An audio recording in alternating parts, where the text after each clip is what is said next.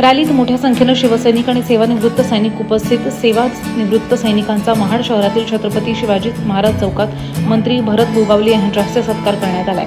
भारतीय संरक्षण दलाचा विजय असो, जय जवान जय किसान, भारत माता की जय अशा जयघोषणा देत तिरंगा रॅलीला सुरुवात झाली.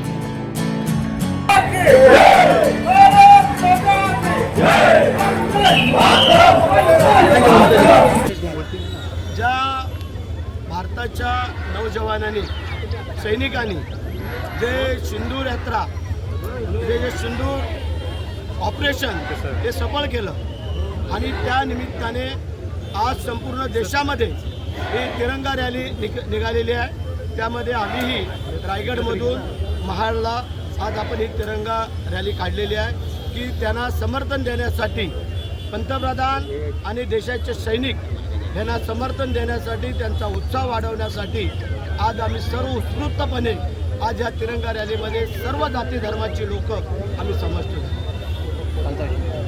खासदार सुनील तटकरे यांनी तुम्हाला सूचक सूचना महाडमध्ये येऊन दिलेली आहे.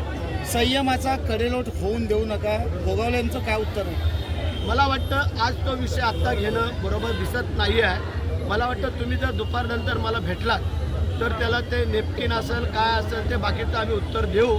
पण आज फक्त आणि फक्त देशाचे पंतप्रधान आणि देशाचे सैनिक फक्त यांच्या समर्थनार्थ आजची रॅली आहे. त्यांनी माझी कृपा करून मीडियावाल्यांना विनंती आहे की बरेच दिवस बाकी आहेत, त्याचा समाचार घ्यायला आपण कधी तयार आहोत.